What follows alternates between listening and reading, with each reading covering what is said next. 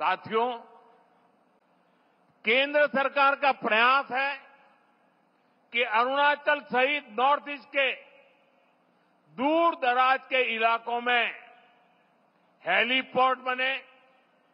इसलिए इन क्षेत्रों को उड़ान स्कीम से जोड़ा गया है। यहां जो होलोंगी एयरपोर्ट है, वहां भी नई टर्मिनल बिल्डिंग बन चुकी है।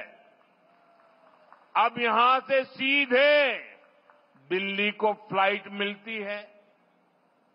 इससे आम पैसेंजर्स को, स्टूडेंट्स को, टूरिस्ट को तो फायदा होता ही है, यहां के किसानों और छोटे उद्योगों को भी लाभ हो रहा है।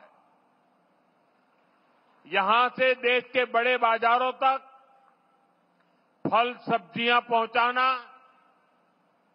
अपनी उपज पहुंचाना अब और आसान हो गया है।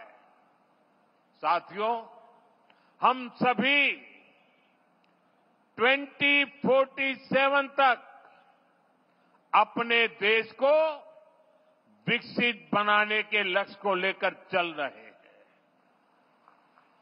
और भारत तभी विकसित होगा जब देश का हर राज्य विकसित होगा।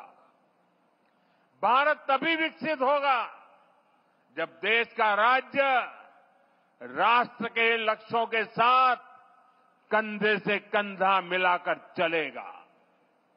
मुझे खुशी है कि देश के बड़े लक्ष्यों को पूरा करने में नॉर्थ ईस्ट बहुत बड़ी भूमिका निभा रहा है। पावर सेक्टर इसका बेहतरीन उदाहरण है।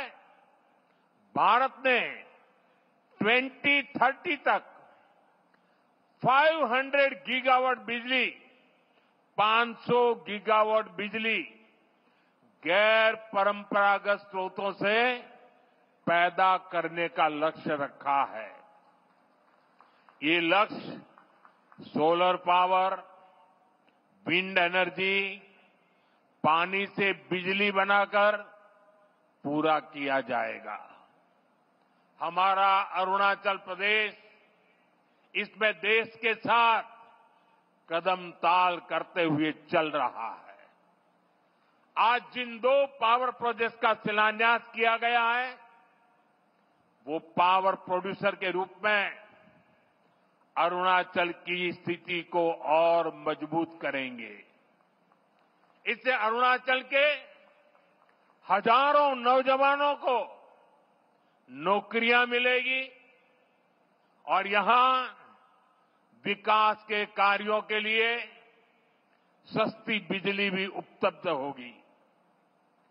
कांग्रेस की एक पुरानी आदत है कि विकास का जो भी काम मुश्किल होता है,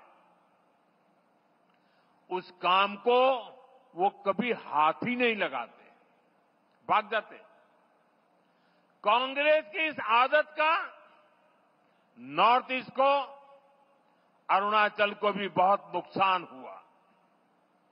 जो मुश्किल इलाके होते थे,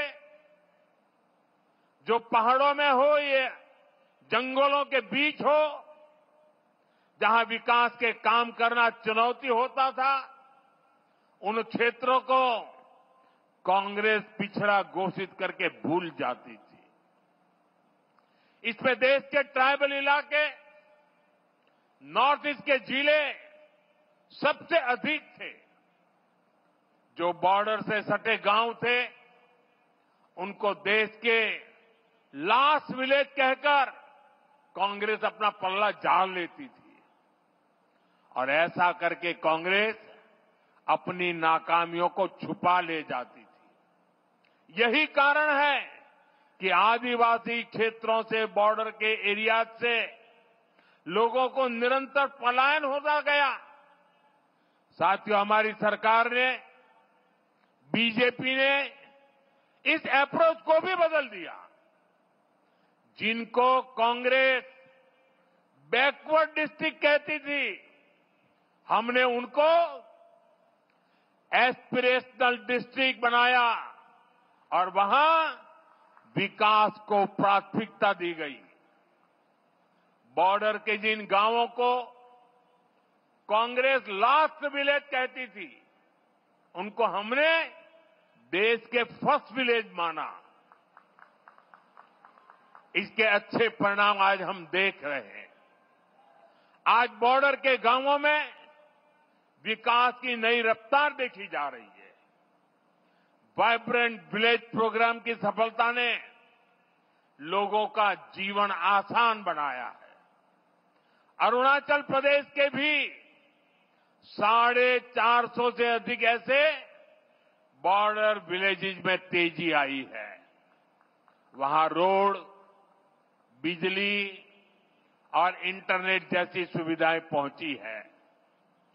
पहले बॉर्डर से शहरों की तरफ पलायन होता था, लेकिन अब बॉर्डर के गांव टूरिज्म के नए केंद्र बन रहे हैं। साथियों, अरुणाचल में टूरिज्म के लिए बहुत संभावनाएं हैं। जैसे जैसे कनेक्टिविटी नए नए इलाकों को जोड़ रही है, वैसे वैसे यहां टूरिज्म बढ़ रहा है। मुझे खुशी है कि बीते दशक में यहां टूरिस्ट की संख्या में 2 गुनी वृद्धि हुई है। लेकिन अरुणाचल का सामर्थ्य नेचर और कल्चर से जुड़े टूरिज्म से भी कहीं ज्यादा है। आजकल दुनिया में कॉन्फ्रेंस और कंसर्ट टूरिज्म की भी बहुत बाढ़ आ रही है, बहुत बढ़ रहा है। इसलिए तवांग में बनने जा रहा आधुनिक कन्वेंशन सेंटर अरुणाचल के टूरिज्म में एक नया आयाम जोड़ेगा। अरुणाचल को भारत सरकार के वाइब्रेंट विलेज अभियान से भी बहुत मदद मिलेगी। ये अभियान हमारे बॉर्डर किनारे बसे गांवों के लिए मील का पत्थर साबित हो रहा है।